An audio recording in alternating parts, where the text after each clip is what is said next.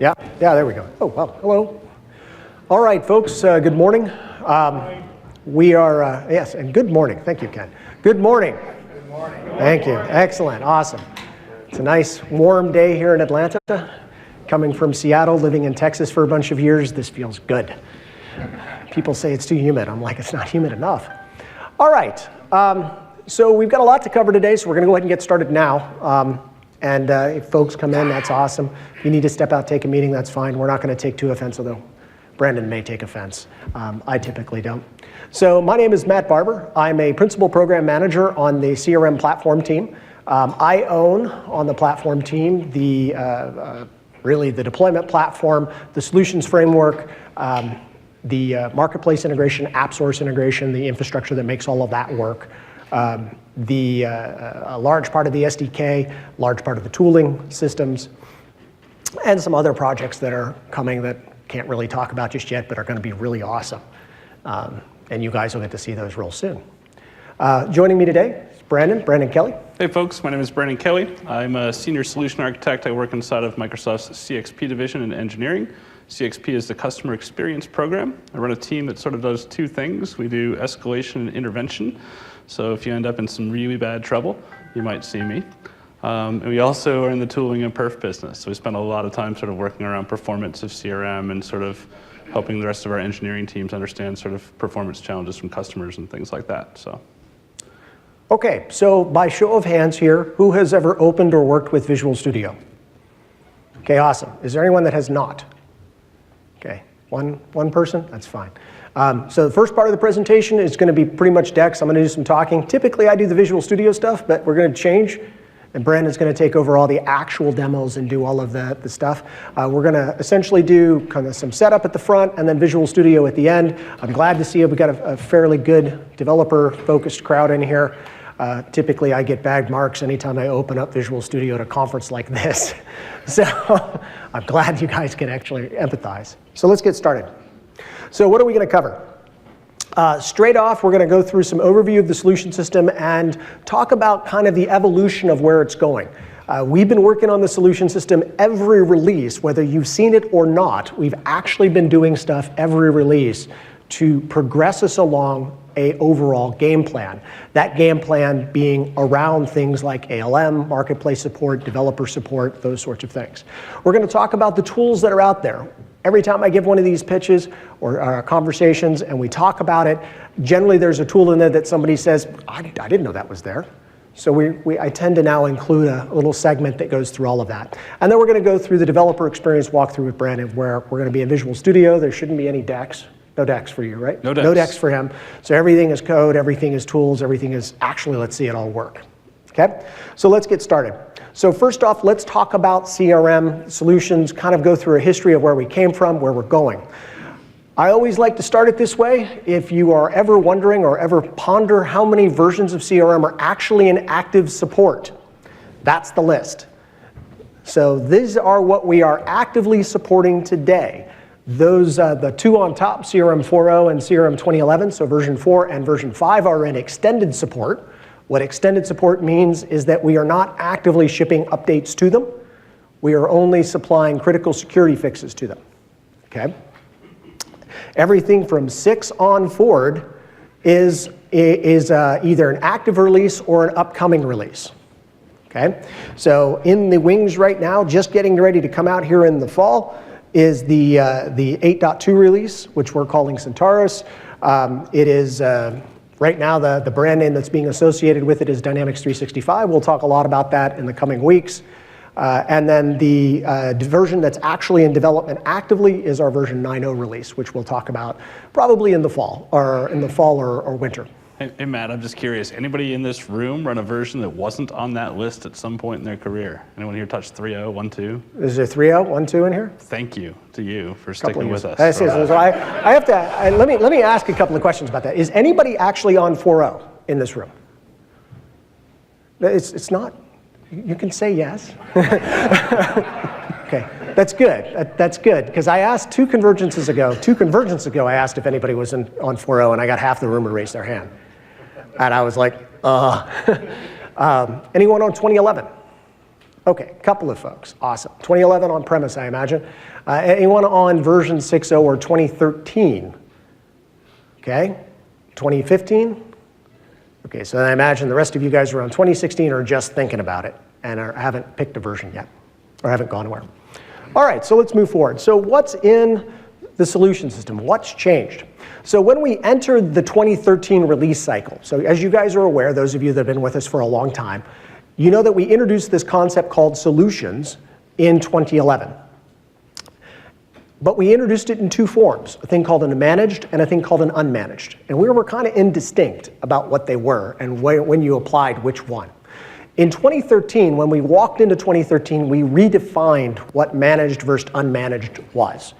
And we stuck to that. Unmanaged is for development. It is for building. Managed is for delivery, when you're actually shipping something, moving it out from production.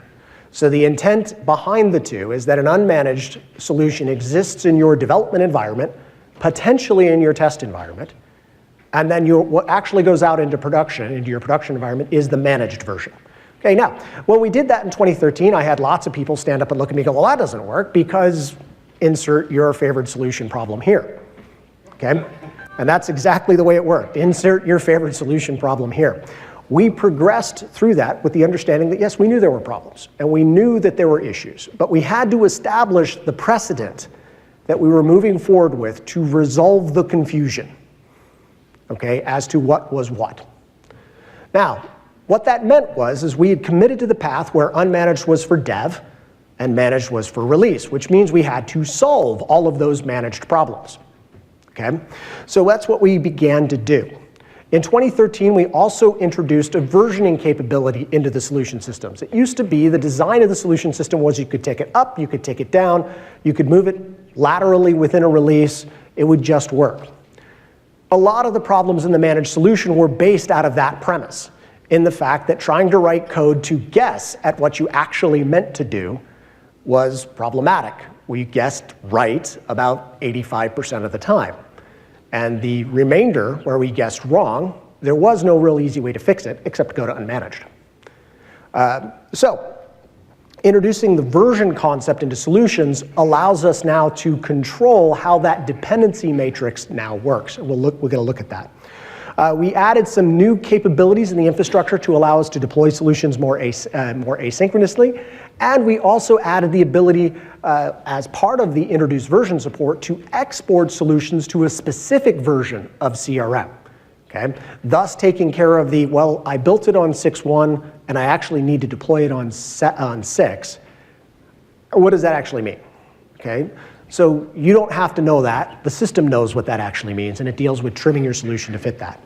We also added the beginnings of a new set of solutioning capabilities around packaging, solutions, plus data, plus install code.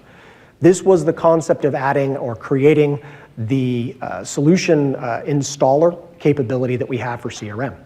Who here, by show of hands, is familiar with AppSource? Anybody know what AppSource is? It's CRM Marketplace. Okay? So AppSource is Microsoft's marketplace engine now for both CRM, for AX, for Navision, for Azure, for Power BI, and some other properties that are coming out. The beginnings of the CRM support for that were introduced in version 6.1. Okay? That's how far ahead that we were thinking about this. Okay? Now, moving on, in CRM 2015, we added some updates. We refactored some of the CRM UX. We added additional capabilities to the solution export system so that it was more sensitive about what went out. We resolved all known issues with custom activities at that point. Okay, why do I call that specifically out? The large volume of problems with managed solutions had to deal with upgrades, had to deal specifically with patching solutions over versions. And they were almost all rooted out of the activity system, the custom activity system. The intent, the reason was relatively detailed, but the base concept that caused the problem was the inheritance model that the solution system used, or the activity system used, and the solution system tried to understand. In order to fix this, we actually rewrote the activity system, the custom activity system. Scratch up rewrote it as part of the 7.01 UR1 release for CRM, we actually rewrote it with backward capability in order to solve these problems. To date, we think we have literally got them all. There was one problem that was reported by ADX prior to our acquisition of them in the 7.1 release, which we solved, which was dealt with coming from CRM 5 through an upgrade, through this strange path that they took to get to this org. But we believed that we've solved them all. Now, why do I call this out? We delayed the 7.01 release for almost 2 months to rewrite this system. That's how serious we are about the solution system. Okay? When we see an issue like that, we are taking it all the way. It came out of service sustained engineering, came back to core dev took it up and redesigned it so that it worked going forward. Okay? That kind of commitment is the commitment that we're now investing in the solution system going forward and what you will see in the future. Okay? This was also the beginning of what we called the PVS system, the Preferred Vendor Solution System. So in 2013, we introduced a thing called Package Deployer. We'll talk about that a little bit later. Package Deployer has 3 forms. It has a WPF client, PowerShell client, and with this release, the online deployment client. So the ability to deploy solution components, packages, through the admin center of CRM. This is the basis of now what we do today in Microsoft, specifically the CRM team and other satellite teams that build for us, where all of our dev is now done as solutions. All of our application features that you're seeing come out as part of the 8.1 and the 8.2 upcoming release are actually developed as solution components and deployed within our infrastructure that way.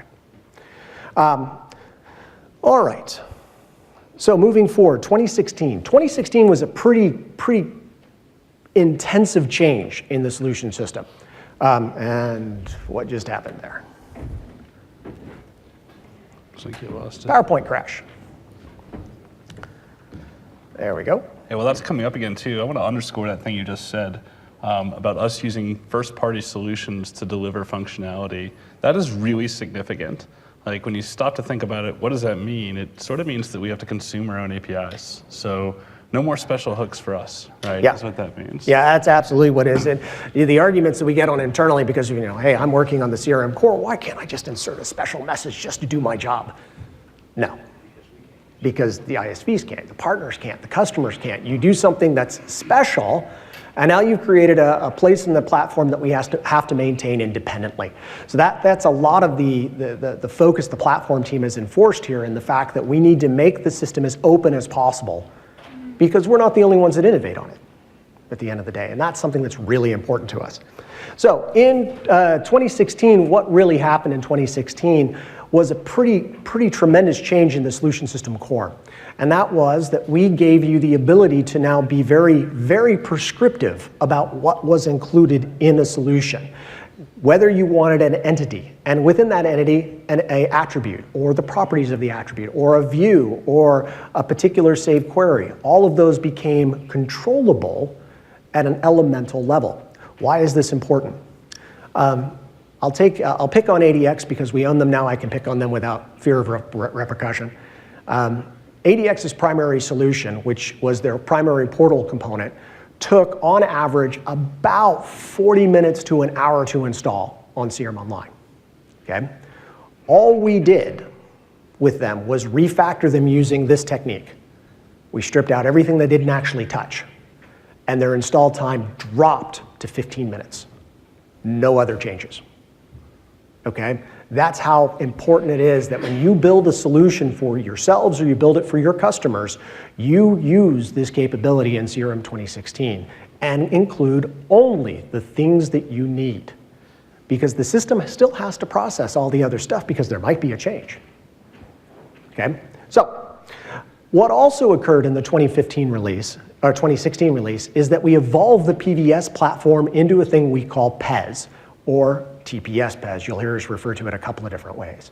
The Trusted Publisher System and the Provisioning Extensibility System are 2 parts of the same capability. This is also where we introduced the App Source feature set that allows App Source today to work. Now, the Provisioning Extensibility System allows us to take advantage of an extensibility feature set that we've had for quite a while in the Package Deployer, but we didn't have a way to expose it online. So by show of hands, who here has used CRM Online and configured a portal?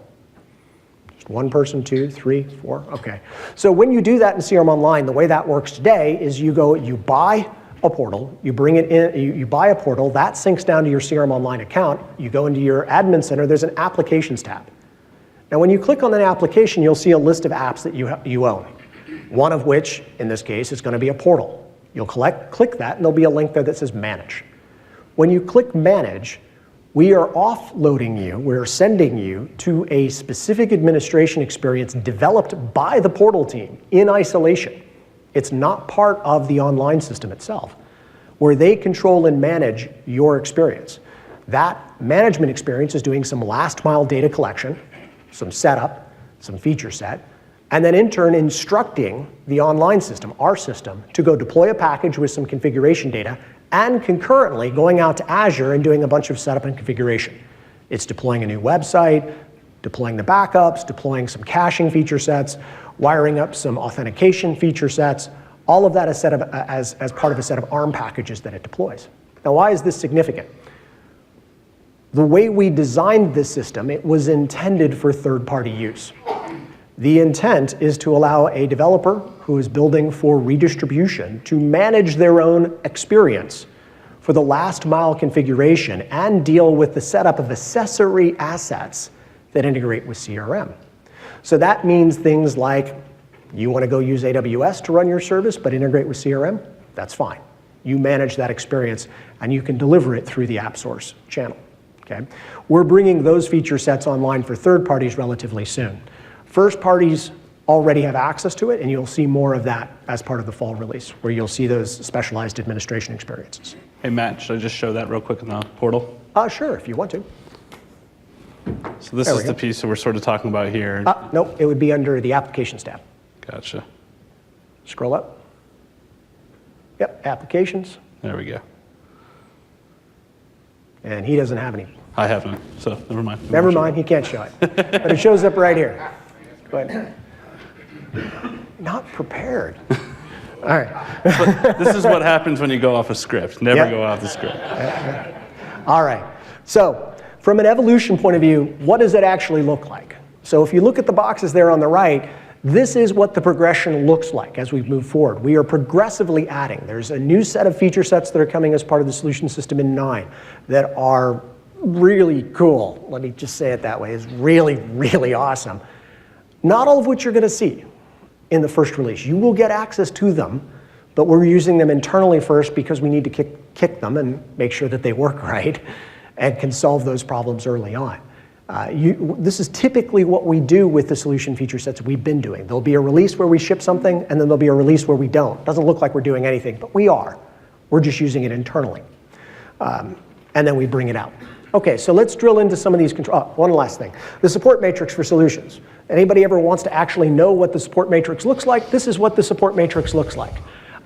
It is a wave. It is a progressive wave. You can translate this in your head to saying, I am able to support at version and higher. Okay?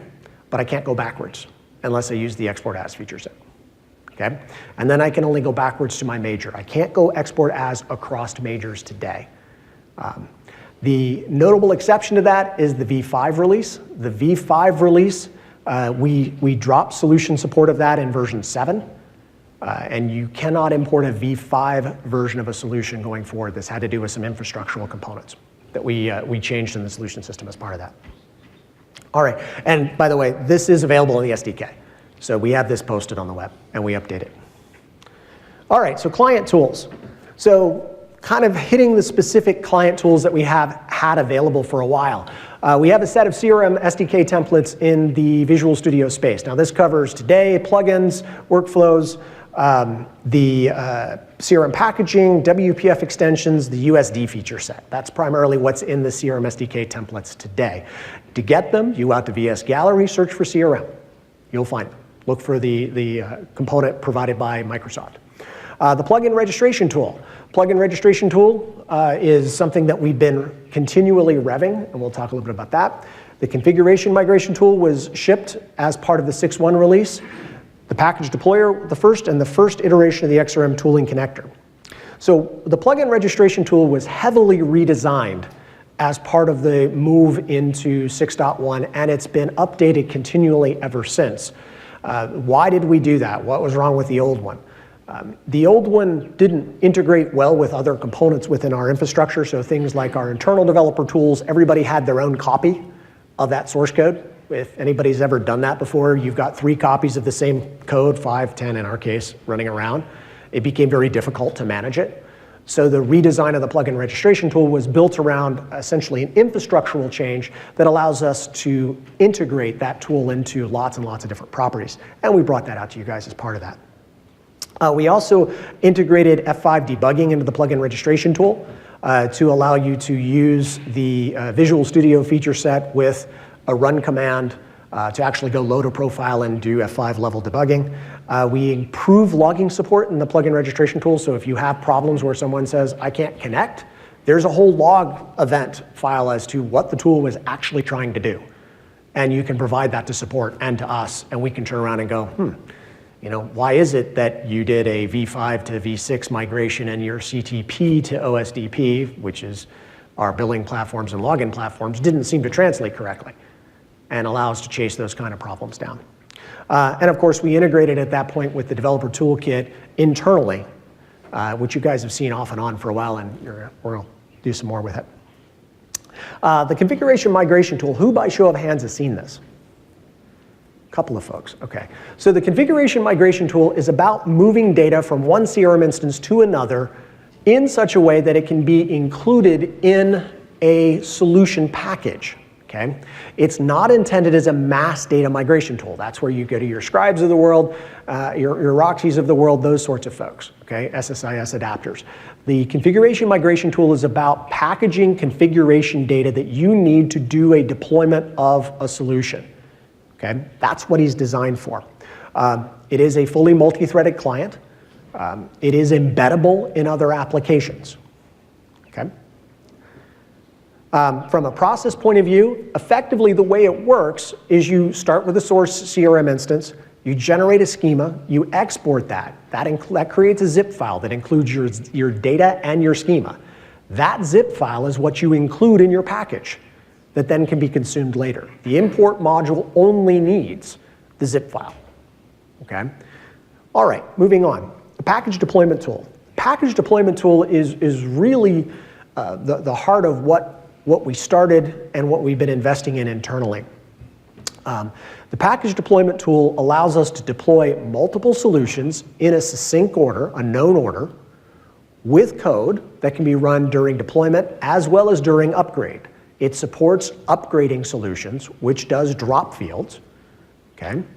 It also supports the ability to import data files into the environment, both using the traditional CRM method, using file import, or using package deployment feature sets.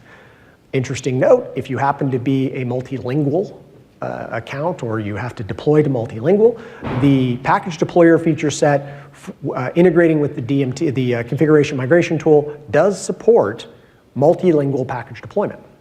So your solution can go out in French, German, and English, and you can have a supporting data file for French, German, and English, okay? Which it will then pick based on the base language of the system, or should you choose to do so, you can override and tell it which one of the supported language, which one of the languages you have to use during data import, okay? To give you kind of an idea of the investment we're putting into it, the template creation, the trial system creation, all of that you see in CRM Online today actually goes through the online version of this tool. Okay, that's how they're all built. All right. We shipped a new API client, the Windows API client, which is the Microsoft at XRM tooling namespace. I call this out here because of what I'm about to talk about with the Web API. The client also supports a thing called the CRM logging control. The CRM logging control contains everything you need to be able to log into CRM through all the current supported technology stacks, including OAuth, using your own custom applications. Okay? This is provided as a template in a control, and if you want to add it to your own projects, your own WPF projects, you can do that straight through Visual Studio. You download the CRM SDK templates, and there's a template add-in that says add a logging control to my application, okay? That adds everything you need. The output of that is a thing called a CRM service client. The CRM service client is the executor for being able to talk to CRM. Should you choose to use the CRM service client, let me talk on this for just a moment. Should you choose to use the CRM service client, please do use the execute organization request feature set. If you don't want to use the helpers, please do not dig through the client to find the actual endpoint and issue commands to the endpoint. Okay? Why do I say that? Because the CRM service client picks the best and most appropriate kind of connection to talk to the CRM instance you're connected to. That may not always be the organization service client. Okay? We have a couple of different APIs that we use today. The CRM service client will pick the right one based on what you're asking it to do. Okay? Very, very important. The login control, by the way, if you do choose to use it, it does support full encryption. It passes Microsoft security muster. So we encrypt your passwords, we encrypt your tokens, we get it through our own security team, which if no one's ever worked with Microsoft security, they're a bear to get through. But we do clear that. So this pretty much passes the test for most government agencies. All right, PowerShell. We have two PowerShell assemblies, two PowerShell libraries that are actively available today. One is, of course, for the on-premise customers, the Microsoft.crm.PowerShell, which is the administration PowerShell for CRM itself. We also have a Microsoft.xrm.tooling PowerShell component that includes feature sets for both connecting to CRM as well as package deployment within the environment. So if you happen to be into PowerShell scripting, you enjoy using PowerShell, you like doing that feature set, we can support you both with a login client. It does bring up an interactive login prompt should you choose to want it. You can use a connection string as you could with the old XRM client feature set. You can use a called out command prompt where you can give it the login name, the server, the URL, the type of authentication, the token that you'd like to use. All of that is supported through the PowerShell client, just as it is through the component client. The PFE team, so I've got one of the guys in here that worked on it. Actually, I got two of the guys in here that worked on it. Also has developed a PowerShell wrapper that wraps around this, a PowerShell module that simplifies a lot of the PowerShell operations. If you're interested in that sort of thing, come up to us at the end. We'll make sure you get the link to it. It's a very, very useful library, very fun to work with, actually. From a PowerShell point support, you see the last two up there, import CRM package and get CRM package. The package deployer also supports PowerShell-based package deployment. Going through that whole concept of being able to build a package and deploy it, we had to have something to automatically be able to test it as we built things. We built the PowerShell module to work on it for testing. You guys got the byproduct and the fact that we've released it for you guys as well. All right, so moving on. Server side. So there's a lot that's happened over the last couple of releases on the server side. Who here uses the service bus feature set for CRM? And I imagine I'm going to get a bunch of, I've got two. I've got two, wow, cool. Service bus integration with CRM has been, for lack of a better term, a pain in the butt, okay? We were ACS based. It required, Azure's moved away from that. That required a ton of setup just to get it to work.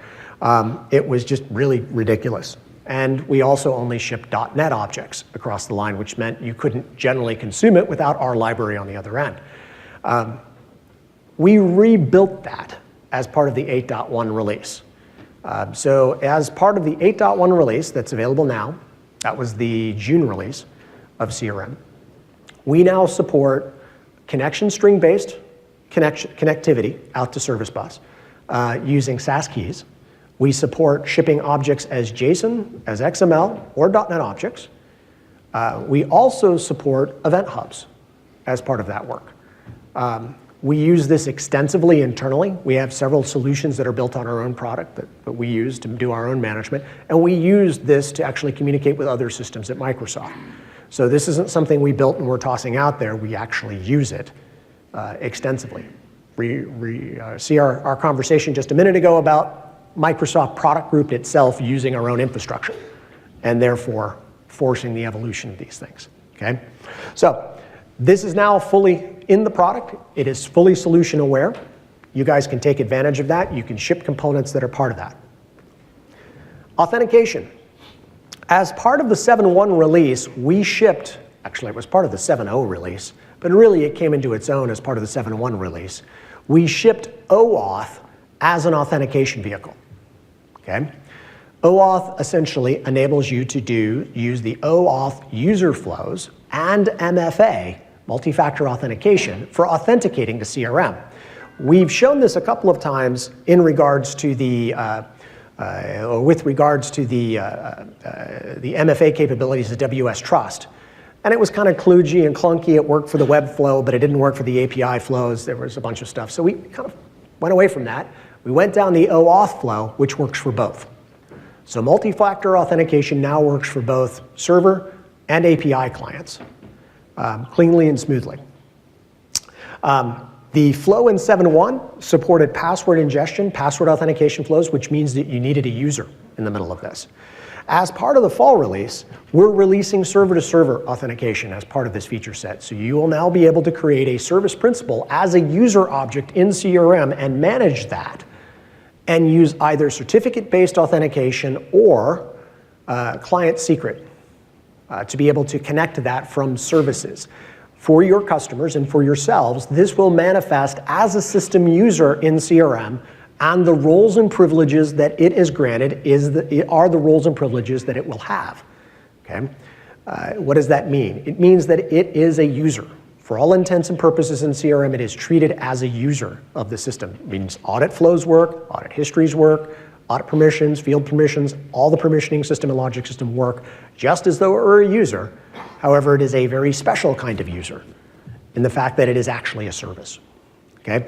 This is coming to you guys as part of the fall 2016 release. If you're in the preview programs, you'll be able to get a look at this relatively quickly. Web API. The Web API was initially added in preview in 7.1. We did this as very much a preview form just to understand kind of what the community response was to this. Why did we do it this way? Our Web API is based on OData 4. Who here is familiar with OData as a general principle? Okay. Prior to OData 4, OData didn't implement the concept of dynamic metadata. Okay, it didn't understand, the concept behind OData was always that, okay, well, I have some pre-agreed contract that I'm working about. The challenge with CRM is that CRM is a dynamic data model system, meaning I can, and Brandon will, add something to CRM and suddenly it's available inside the API. Suddenly it's there. OData couldn't tolerate that, which was why we didn't bring forward the original REST endpoint, because we couldn't solve that problem. It wasn't in the specification. So ourselves, along with our friends at AX and some of the other properties at Microsoft, work with the standards body to get OData 4 established in such a way that we could be dynamic about it. We introduced the first preview of that as part of the 7.1 release. We retrofitted it heavily and released it as commercial ready as part of the 8.1 release of CRM. And as part of the 8.0 release of CRM. And as part of the 8.1 release of CRM, we have now made the official deprecation declaration for the SOAP endpoint, okay? Which means that at a release in the future, beyond version 9, we will remove the SOAP endpoint. We've now asked the community, you guys, to begin the process of moving off the old API and moving forward. Internally, we're doing the same. We're moving off that and all of our infrastructure off that. As part of the fall release, we'll be shipping a global discovery API. This is pretty interesting in the fact that historically each one of our regions is its own thing. In order for you to find where a customer is, you had to query all 10 of them now to figure out which region it was in. Well, we know that there's several more on the horizon. This is getting a little ridiculous. So we're creating a global discovery system that allows you to query to one place and access all of our commercial content. Okay? Now, it's important to note that our global discovery system does not deal in the private clouds, the restricted clouds. So government and our German cloud won't participate in that because they're restricted. However, all the commercial clouds will participate. Okay? As we get closer to release, we'll release the guidelines for it. The interface API is a web-based API, but the object it returns is the same one you know today from the SOAP API. So it's not a big difference. It's not a big leap to get there. We're adding query support for logical names as part of the OData API. or the web-based API. And this is something that's important to understand. We know today that we don't have full parity between the SOAP API and the web API. We're close. We're actually very close, but we don't have full parity. So we declare the deprecation with the statement that it's going to be 1+ release, sometime after the 9.0 release. So most likely version 10 is when we'd actually remove it. And in that time, we will bring them to full parity. Okay?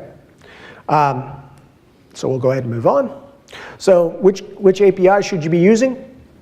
If you are building new and you're building for web apps or you're building for mobile apps, or you're experimenting and you don't mind dealing with the OData API and the wrappers that you have to build using the T4T templates, use the web API. That's the ask. If you're building for a Windows client, if you're building for the Windows client, you can use the XRM tooling connector, the SDK connector. It currently uses the organization service for a lot of its stuff.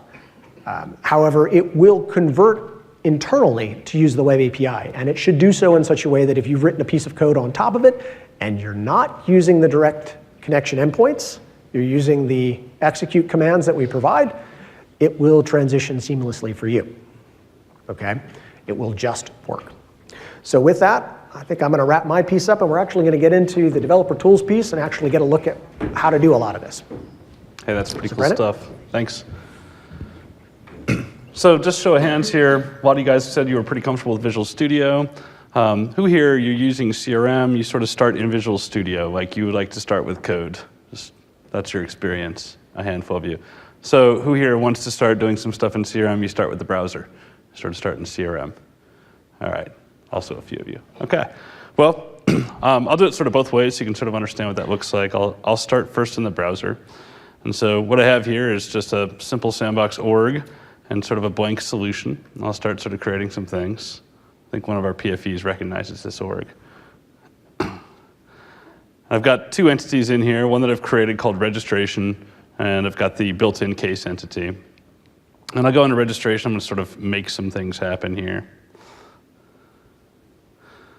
Let's go ahead and just add some stuff to a form.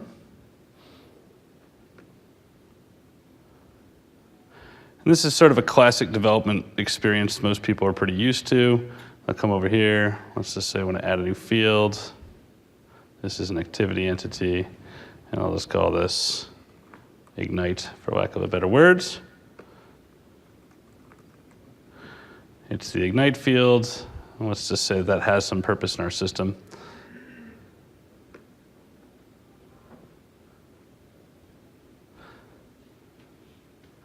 Obviously, when you guys create data, it'll be more meaningful to what you're doing, to your business.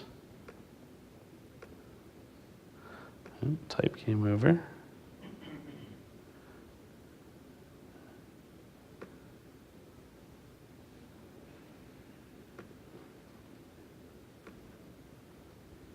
There we go.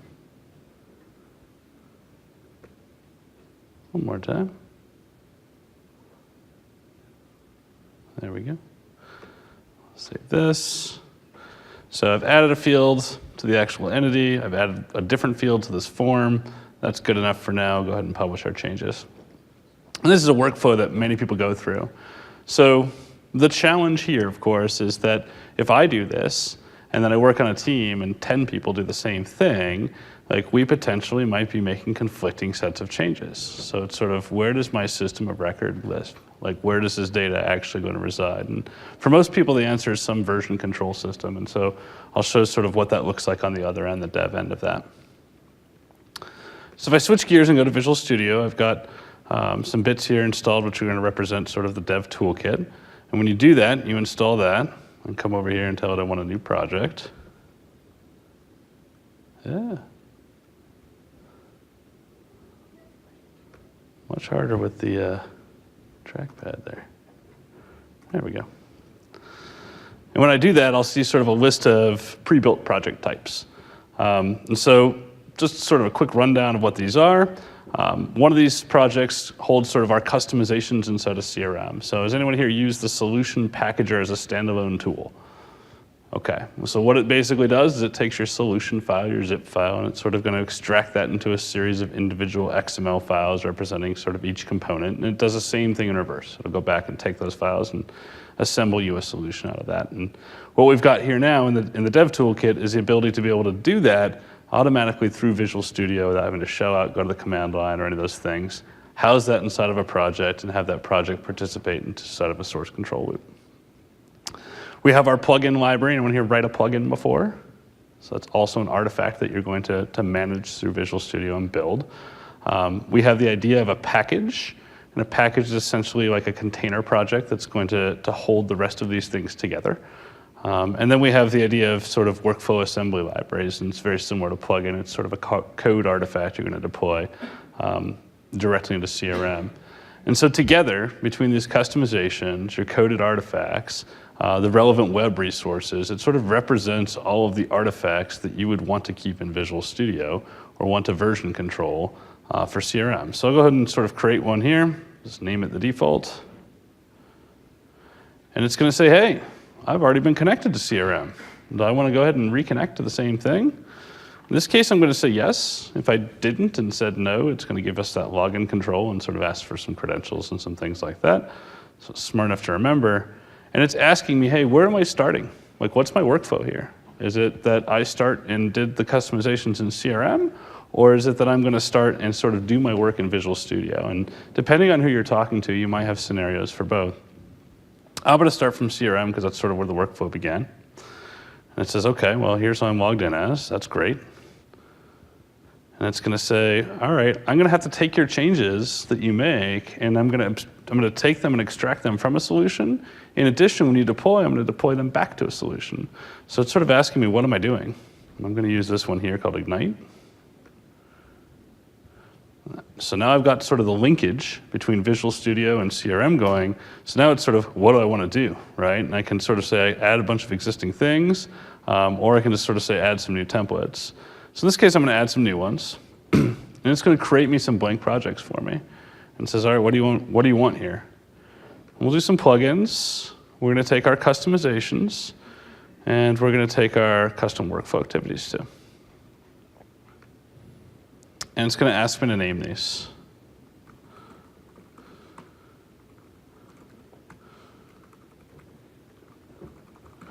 I'm not very original, so this is the names they got.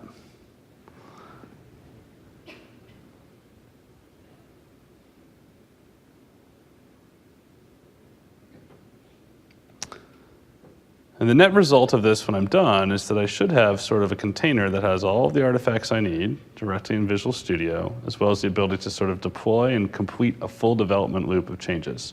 Whether I make those changes in CRM or whether I make those changes as coded customizations in Visual Studio, I should be able to sync and merge them at every opportunity.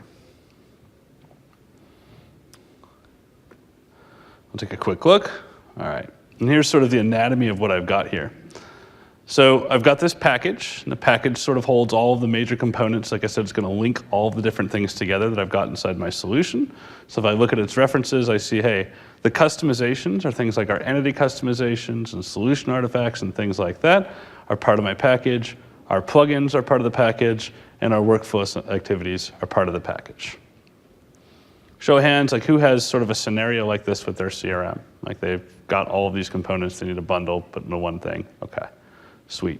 So this is sort of, again, the management tooling that's going to help you live and breathe in Visual Studio and sort of do that synchronization. If I look at what's inside of customizations, you'll see right now not much, right? It's sort of blank, but we'll get to how I'm going to get some of my stuff into this. So we'll sort of revisit that in half a second. If I look at plugins, it's essentially a shell project, and it sort of has in the basics of a plugin for me in this plugin base. And similarly, the workflow activities does the same. So for anyone who's ever written a plugin or a workflow activity, you'll know that one of the first things you need to do is sign those things. Like those need to be strong named. So I will do that. And we'll sign this. Use a new file.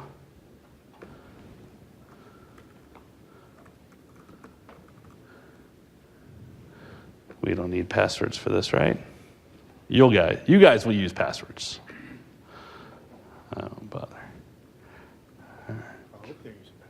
right? I'll do something very similar with our workflow project.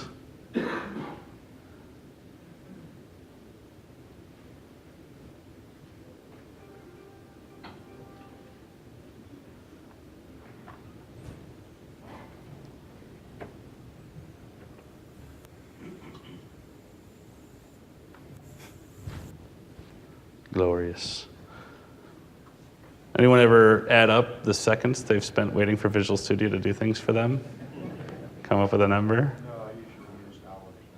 14,323,874? Sounds about right. All right, great. So that part's done. I won't bother with our workflow for now. We'll just sort of keep going. But you basically do the same thing, right? We'd sign each one. So for the customizations, right? So now I've sort of got this. I've got my shell of a plugin, that sort of thing. What about those schema changes I made, right? Like, how do I get those into Visual Studio? And today, like what most people would do is you'd go into CRM, export the solution, right, as an unmanaged thing, shell it to the command line, run solution packager on that, take the output, copy that, paste it into a project that you've got inside of Visual Studio, check it into source control, and pray that all of that worked correctly, and you got it right the first time. You forgot build the script to repack it. Yes. Yeah. Oh, you want to solve the other problem? The one where you have to take it out, and on the other end, it's a whole new set of steps. So hey, it would be really nice if I just had a one-click action to do those things, right? And so that's what we've introduced in the toolkit here. And I can do it two ways. I can take it from that file. So if I've got the zip file I've already exported, that's fine. We can start our workflow there. Or I can say, you know what, you're already connected to CRM, like figure this out for me, right? Which is sort of what we want to do here. So I'm going to go ahead and do that. I'm going to tell it to go grab my customizations. I'm just going to say, hey, I don't know where to put these. You can give me a target for this. You're going to want to build this. That's fine. We will do that in a minute. But first, give me my stuff.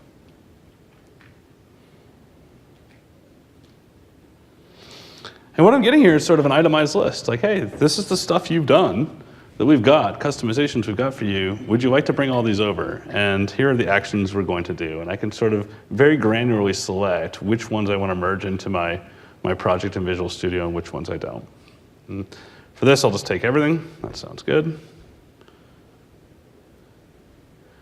And yep, it has been modified.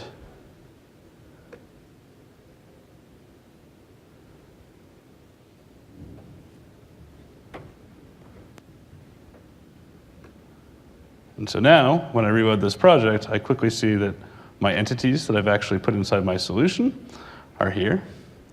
I see the different form XML that represents my forms, and each one is sort of tracked as an individual item. So when I get to merge stage, right, when I go ahead and check this into TFS, like what happens if a developer has made a conflicting change? I should see that, right? My favorite merge utility is going to show me their version, my version, and I'm going to get just that slice of XML that represents my conflicting change. I don't have to sift through 90,000 lines of XML inside of a customizations.xml file so I can figure this out. Anyone ever do that? Yeah, you only want to do that once, right? Like once you're done. Let me also call something out on the package structure here. If you expand that folder, this is resources down there towards the bottom. Resources. Sorry. Oh, scroll down a little bit. So there we go. Go ahead and expand to ENUS. Notice it says ENUS and click on that. Who's needed to change the label on a form before? Okay, so fully localized out with descriptors and names. You can also create new localizations. So creating, say, French is copy this to fr-fr in the appropriate folder from the template and hand it to your localizer. Recompile it, and you now have French in your solution. You don't actually need to go install the language module on CRM to do it. You also don't need to export the Excel file and try to figure that out. We do export it as a resource file. Again, byproduct of our own internal process. We don't actually use the Excel version. We actually use resx files internally.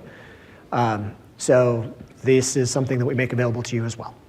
Anyone else here doing globalization in their app? They need to be able to deliver in multiple languages.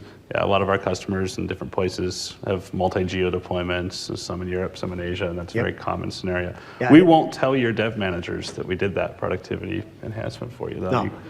You keep your estimates just where they are, right? Yeah. All right. I guess we just did on video, didn't we? Oops. We're not on video, just on recording. Perfect. All right, so that's great. So that sort of handles a lot of the things inside of our customizations in CRM, right? All the different sort of components that make up the metadata of the solution, if you will, right? The form data, the configuration of relationships, the entity stuff, all that good stuff. Hey, what about my coded customizations, right? Like, how are these a part of that story? You're going to notice a couple different things when we sort of go through this, but there's an integration hook that goes sort of two ways. And again, I can start with CRM, or I can start with code that I've already got. And so whichever one of those stories I need to enable, I have the ability to do. So if I already had a bunch of code, one way would be just merge it into this project. I wouldn't even have to do that, though. I could actually take any regular class library that's already got plugins in it and just reference it from this package, and now it would become part of the thing that gets deployed, and we build and deploy the whole package. If I want to actually say, hey, what do I do with the stuff I've got? I need to start writing a new plugin. We'll take a little look at this CRM Explorer pane. And so what this really represents is sort of a live view of the environment that I'm working with, right? So if I actually look at all the entities, here's all the different things that are deployed to that particular organization we connected to, right? I kind of go back and I were to look at option sets, it's sort of very similar. And so this sort of represents the hierarchy, the tree view that you would see in the web-based solution view, looking at sort of the default solution or sort of the all customizations view. Well, if I take an entity, any of these, right? Let's just say who here has written a plugin before? Quite a few of you. So for those who didn't raise their hand in that, a plugin essentially is a story in code that answers this question. When this thing happens in CRM, run my code. Do this thing that I want you to do. And that's sort of the recipe we're trying to make here. And so what I can do is I should be able to sort of say any of these things. I'll take, let's see, campaign. We'll borrow from that. I should be able to right click on this and I can say, hey, make me a plugin for that. And it says, great. I'm going to make you a plugin that does something when something is done on a campaign. The first thing that it's asking me is, what's the thing that you want it to do, that you want to intercept the message for? And so in this case, I'm going to say create. Whenever a campaign is created, it's now going to run this arbitrary piece of code that I've given it. And I've got some other options in here that are a little interesting. And again, there's sort of things you should be able to figure out about all of this that live on MSDN. But I'll sort of give you the basic pieces of this. What you need to know is sort of when do I want to do it? That's an important piece. And so the when is sort of before I start the transaction at the database server, like after I did that, or after the data is actually committed. And you want to be really mindful of sort of each one of those steps because what your plugin is doing might very well impact the performance of the rest of CRM, right? And so it's sort of a very important piece of the equation. In this case, I'm going to say, hey, after the transaction starts, go ahead and do this. I'm going to run this on the server, and let's go ahead and register that. So while it's building out, one of the recent enhancements that we've done to the plugin registration tool at the behest of our PFE organization is we tried to guide you away from doing things that we know are performance impacting. So for example, if you create an update plugin or a plugin that operates on anything other than create and try to attach it to all events, we throw a message, you sure about this? This is a problem. If you create an update plugin, we give you the ability to filter what it triggers on based on what's coming in. So for example, if you only want this plugin to actually trigger because you care that the account name changed, but you don't tell it that, you just say go trigger on update, it's going to trigger whether or not the account name changed or not. We give you the ability in the plugin today to say, or in the registration today, to say only trigger if this piece changes, okay? So as a guide in the tool going forward, in fact, it's in the 8.1 version of the tool, when you try to create an update plugin and you don't give it a granular definition, you don't say, trigger only this. It throws a message at you and says, hey, you're going to trigger for all events on this. Are you sure you want to do that? Okay. Again, we're trying to guide you to more of a performant pattern and guide you away from doing things that essentially are going to eventually generate performance problems for you. Or maybe that's what you meant to do. So. Right.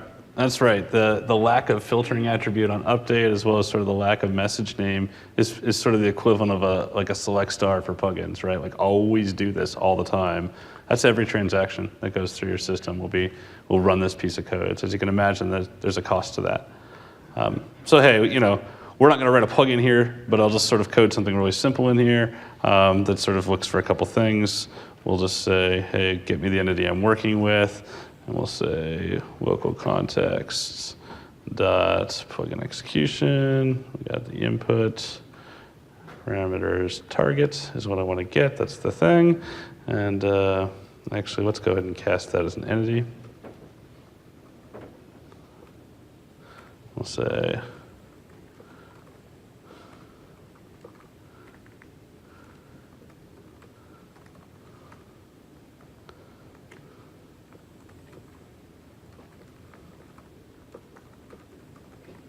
all right, so we weren't very good about that.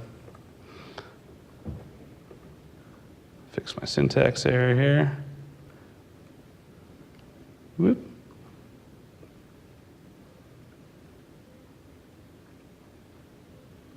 Perfect. All right. So I'm going to grab an entity here, and then once I have that entity, I can start doing things with it. I can say,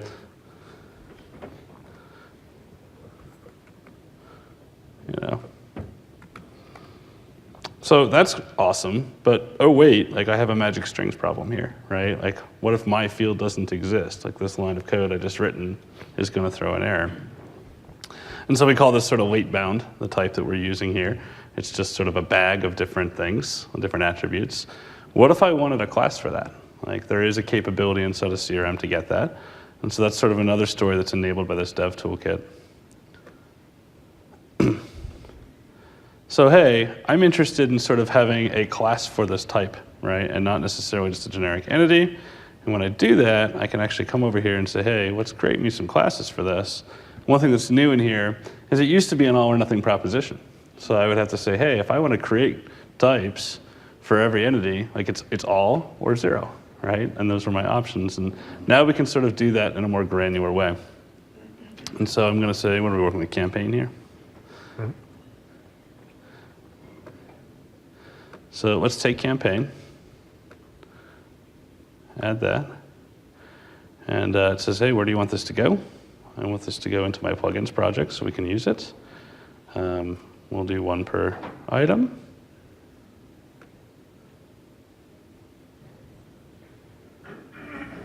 It's going to go back to CRM, fetch the definition for what a campaign is, and it's going to actually do some code generation for me on the other end of that. It's like a shortcut. Yeah, it's actually using the CRM service utility in the background.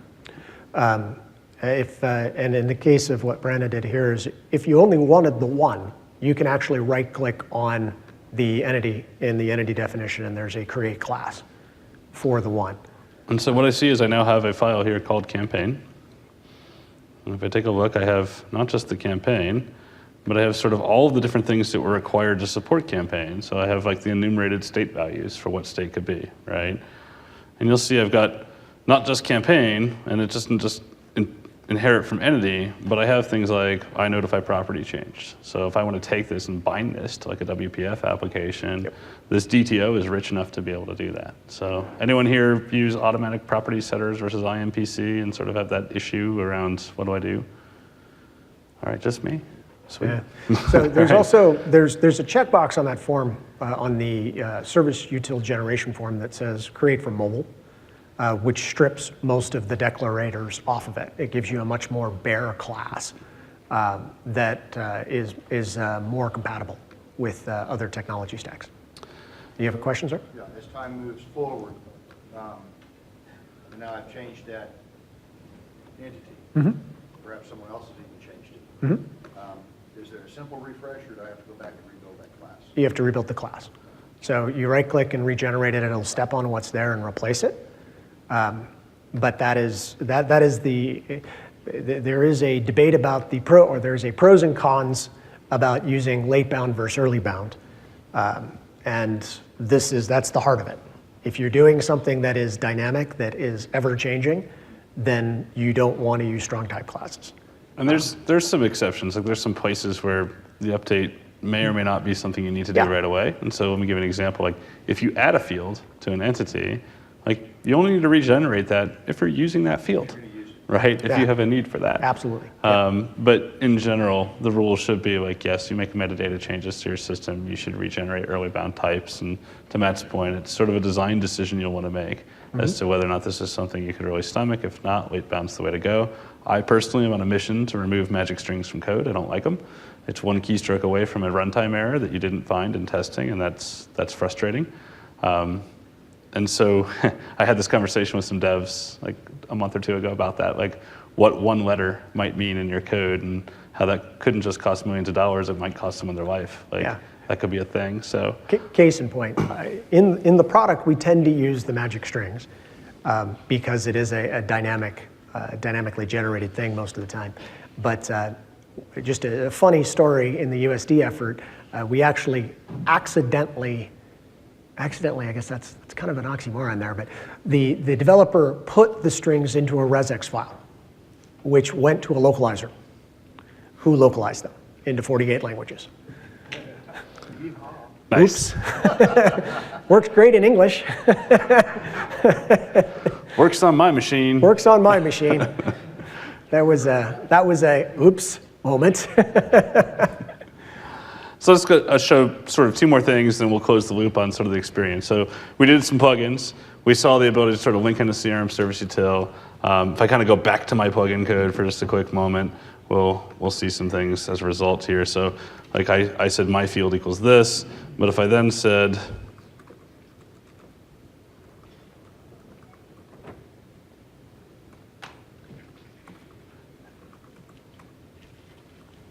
I'll quickly see there is no my field, right? If I did the same equivalent, all of a sudden now I get a compile time error that says, hey, we can't build this thing. I don't know what my field is. That doesn't exist here. So that's, in case anyone was wondering what magic strings is, that's sort of what we mean by magic strings, is not being able to determine at compile time what a problem is like this. Oop. So I'll come back over here. Let's build this guy. So I've got some customizations that I'm storing in here. I can version control all those different things, my schema definitions for entity. I've got some plugin code. Let's do sort of one more thing in my recipe here. Like I got some JavaScript I got to code. We're all in trouble if I start writing a bunch of JavaScript, but for now we'll do that.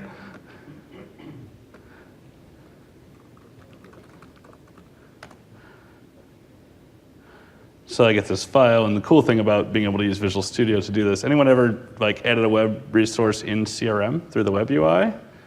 I'm so sorry. Like, what's the problem with that? Like, a text box isn't enough?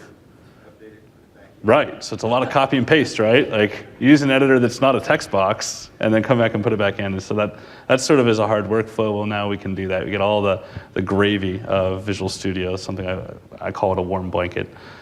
So I can sort of say,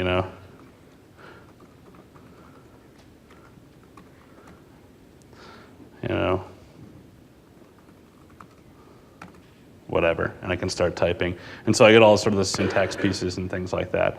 If you got add-ins, if you've got the actual VS-Doc file for XRM, and we publish all of that too, I can reference that from here and get IntelliSense and all that good stuff.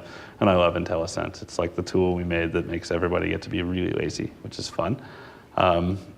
So having all this, I'm going to take this, I'm going to deploy my web resource, I'm going to deploy all my updates, I'm going to do that sort of in one fell swoop. Got to save your JS file. Yep. So I'm going to come over here. Yes? Can you synchronize the both ways from the CRM back into your project? Absolutely. And that will tell you any changes on the entities? And Yes. it will tell you that your classes are out of date? Yes. Not your classes. Not your classes. Right? Because your code, your plugin code is not being deployed to the CRM server, right? But your web resources, your schema files, like all that stuff about sort of what's different inside of there, yes, would be different, right? Right. So yeah, your source code to your plugin isn't part of Yeah. what you're pushing to Visual Studio. But or ideally, part what of you're Visual doing here is your actual deployment that's going to whatever your test environment is, there isn't a human sitting in a console clicking the go button. That's your VSRM project, pulling the source code, running the compile, and doing the deploy. Okay. At least that's the way we expect you to do it. So, So do you have the ability within here to tie that web resource to particular actions on particular fields? a web resource is just a script file. It's just a So it's resource. just, yeah, so the linking of it to the form. You still have to go through the web app to do that. Define the Yeah. field, Yeah. tie it? Okay. Yeah, the experience is still split or will remain split between the web and the coding environment. It's something that we're trying to decide the right venue to do a particular operation or a particular thing. We have a lot of new web tools that we've added inside the environment, and we continue to innovate on those, and we actually are looking at bringing them into Visual Studio as part of it versus trying to replicate them inside Visual Studio. The intent, of course, is that in the future we'd really like to be able to support VS Code for this sort of thing and other feature sets, which are more web-based experiences. So there's a lot going on in that space. Got to sign them both. Yeah, you have to sign both and then drop the.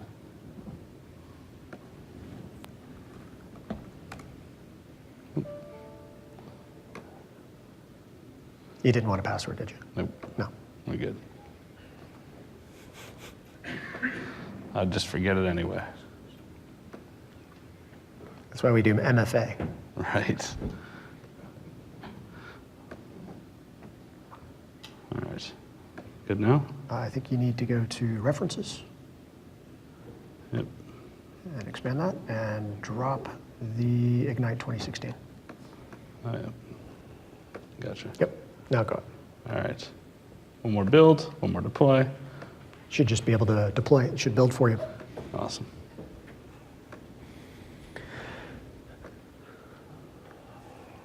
Someone deployed already changes to now have a conflict. In the meantime, someone changes it and deploys. So in this scenario here, right, it depends on sort of where and what that conflict is, right? But I'll ultimately sort of get the merge between the two. Now, if it's a web resource, right, like I've got a script file, like I'm about to replace that with what I've got in here. And the story we really want to tell here is the one where Visual Studio should sort of be the hub, right? So if you've got sort of a lot of stuff out of band, you want to use TFS or Git or whatever your repository of choice is, you want to let it do its job, right? And its job is to be that version-controlled history of sort of what's going on here. So if it's not participating in that loop, like that's where you're sort of going to get into a problem with the team, right? And so this is all predicated on the idea that you're going to have a source control system, and that source control system is going to basically serve the function of being the repository of where the work goes. Yeah, at the end of the day, the intent here is that each dev is operating on their own instance, and then when you go to check in, it does the central check and it does the diff compare at that point. That's generally when you're going to catch the conflict. Now, typically that kind of conflict happens at the entity layer, where you've got two devs trying to work on the same entity. Metadata, most of the time that's very easy to resolve. When you run into form changes, where you've got two devs working on the form inside CRM, that's a bigger problem. That's generally something you don't want to let the code system resolve. Okay, you want to let someone pick who's going to merge those changes and bring them in. I'll use the word open area that we're looking at solving in the future to allow more clean merge of form type data in the system. Entity metadata, we can handle that pretty easily. Okay. So just to sort of fill the loop here, we've finished our deploy. Yep, there it is. And now when I go into CRM, I can see that, in fact, I have the step, what we call the SDK message processing step, that says, hey, this is a thing I defined that our plugin will run when I create a campaign. I have the plugin itself. I've got my JScript file, right? And then I've got my entity with my fields in it that we had put in source control. So some of those initiated from CRM, some of those I initiated as code artifacts inside of Visual Studio, and I essentially use this tool set to bring it all together and do the deployment piece. All right. We want to switch to Q&A? Yeah, so let's do Q&A. We're using, so just kind of a premise of where this tool set's being used right now, almost, I'd say almost everything we're building right now internally uses this tool set or a version of it. And why do we say a version of it? There's 3 or 4 different versions of it that are in various stages of development where each team has customized it for their purposes, and then we're picking the best of those and bringing them into the core that we're in turn going to release. This tool set, I've said it a couple of times, we are literally on the precipice of releasing it. We were trying to release it just before this drop. We've got a reference issue that's causing a problem. As soon as we solve that, you guys will see this pop out on Visual Studio Gallery, is where it's coming out at. Okay, we've decided to put it on Visual Studio Gallery. It's not going to be on Connect anymore. You guys can get it there. So, soon, like hopefully by the end of the week. Okay? Let's Okay. do Q&A. Q&A, and I wanted to show this real quick. Let me show you guys, I did mention how the portals piece worked. Let me toss this over here. That's a little small, but just bear with me on that. So here I've got an instance. If I come over here to applications, these are what the applications look like. I'm going to choose portal, see a managed link. Click on that. You notice that we're doing a page redirect and we're actually going someplace else. Okay, so this is a management experience that's built around provisioning just the portal. Okay, I've already done it once, so you didn't see a consent flow, but there's usually a user consent flow that pops up that says, hey, can I access this application? This application wants to access my instance of CRM. It's the standard consent flow that you guys are used to seeing. And that is what you do. In the case of the portal, let's just say I'm going to go choose one of my instances here. I'm going to choose that one. And it's going to go off to CRM, and the portal application itself is going to go off to CRM, query CRM, ask it for a bunch of data, and then populate its last mile configuration experience based on the settings that are currently in that deployment. What language, who's the portal admin, which portal do I want to work with? All of that self-contained at the portal. That allows us and you to rev this stuff independent of CRM, playing based on the way that the API toolset works. We make certain guarantees about the way the API works. We hold to those guarantees, much to the groaning and complaining of our internal dev teams occasionally, but we do hold to that because we support things like this, where now I can rev this, make new changes, add new releases to portal without actually waiting on a major or minor release of CRM to do that. And you guys, once we give you an API, there's a commitment behind how long that API lives. You guys can depend on that API being there. So, all right, so just general Q&A. We've got a couple of minutes left. And questions? All the way there in the back, sir.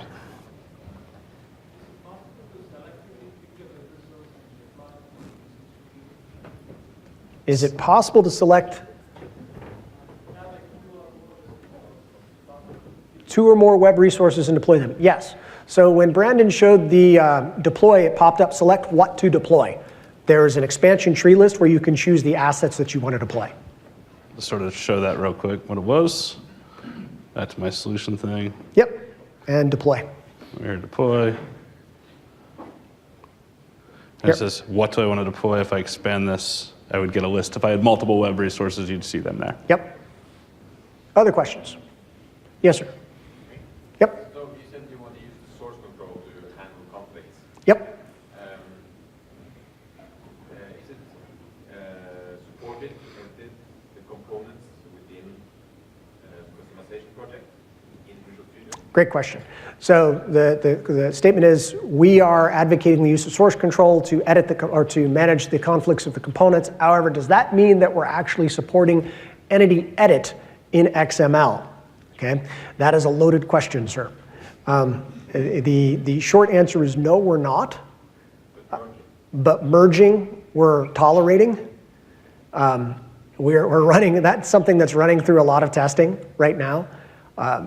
We believe we've closed most of the holes in the solution schema that allow you to get yourself into trouble in that regard, but we're trying to find some more. So in short, yes, we allow it for merge right now because both sides had to come from CRM, but if you try to add through the XML schema, that's not something we're supporting. Just sort of add to that too. We don't have a way of really understanding the origin of the file that you're about to give us, right? Yep. And sort of what you might have done to it before we get there. So we build sort of the resiliency that we think we can do. into that. And there will be a scenario that inevitably someone in this room would dig up that we didn't think of. And so the question really is about support versus should you or could you, or what would the ramifications be. So sort of segmenting those two things, like the support question is one thing because we'll go sort of some distance for you, and then it's you're on your own on this. Like you've been hand editing these files. But then whether or not that's really a good idea in the long run anyway is sort of a different question. And we sort of aim to bring a level of maturity to the tooling that takes those situations and sort of puts them as to things that you wouldn't want to do, right? That like there wouldn't be a real advantage to you doing so. So that's the second question that's probably more interesting. So if you've got feedback on that, let's bring that stuff to our ideas portal and some things like that so we can look at that. Yeah, so for example, I'll give you a case in point. Someone figured out how to add multiple versions, which is a specific type of field, to a CRM entity. That was a hole in our framework. You weren't supposed to be able to do that. It's supposed to be a unique field. But because the original CRM solution schema used 2 different tables to contain an entity, you could do it. So that was now something that we've now blocked. So it's that sort of things. We've gone through all the supported types. We essentially filter out anything that is unsupported or shouldn't be set by a third party.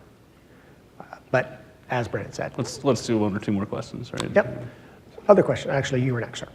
I like the tools in Visual Studio as a developer, but I also like PowerShell to automate some things, maybe deployment on a main instance for testing. You were talking at the start about some good PowerShell libraries.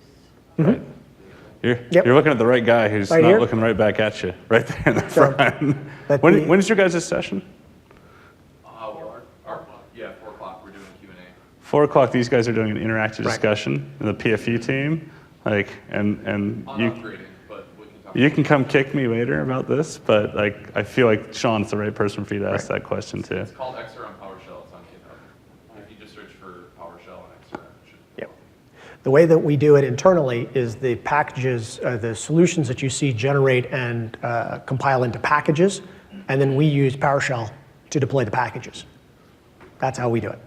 So that's part of our VSRM release process. That's what the 11 was. Yes. Yeah, it was all through. Well, the ADX, yeah. So ADX came through with the PowerShell components. That's not. We only have 2 groups that are actively using that. Everybody else is using VSRM, release management through Visual Studio, and doing it using package deployment. Let's grab this one in the back. One in the back, yes, sir. Yep. That's you. So, I don't know if it's applicable or not, but would there ever be a roadmap to generate an image from a solution to apply to a container? Or is it not really applicable to CRM or due to installing the changes on the database? You mean like an environment, like a Docker container? Is that what you're asking? So, in other words, generate a CRM instance and stamp the configuration onto it.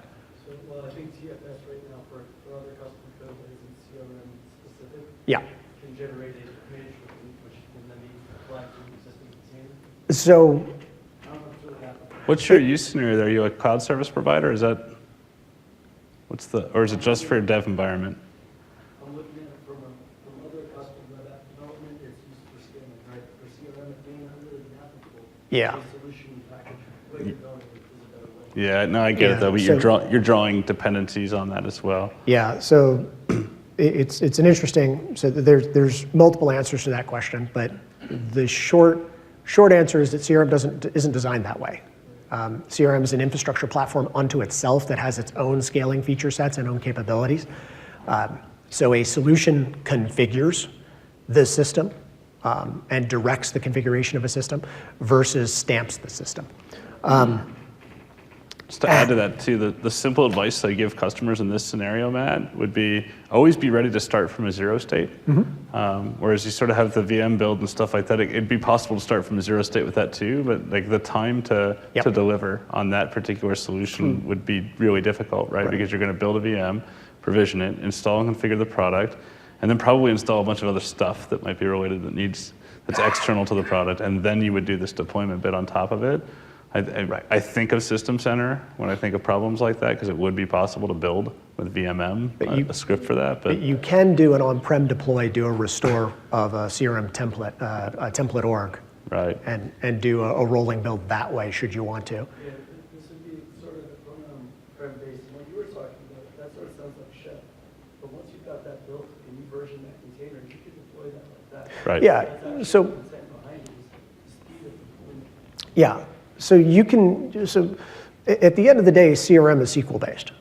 Okay. So the amount of time it takes to actually bring it alive is the amount of time it takes to do a database restore. Okay. That's literally that's the gating factor. Actually, no.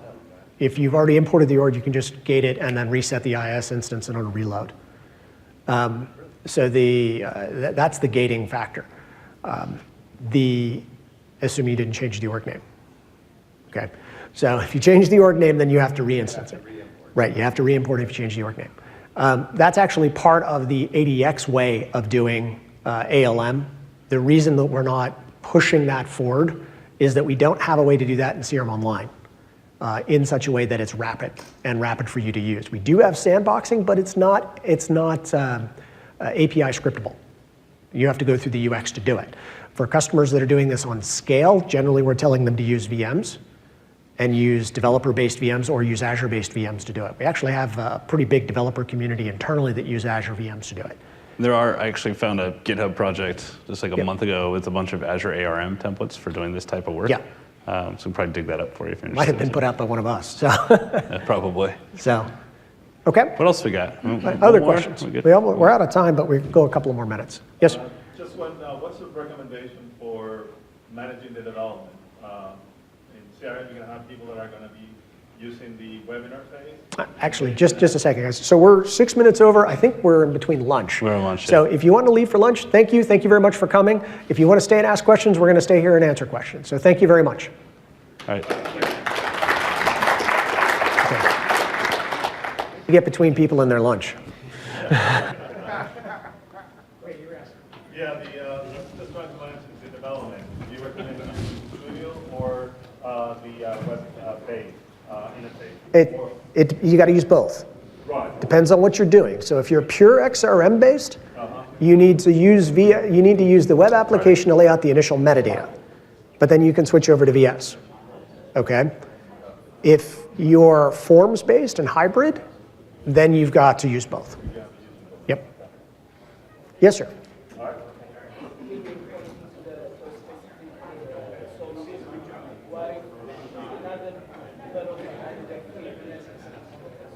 I'm sorry, I can't hear you.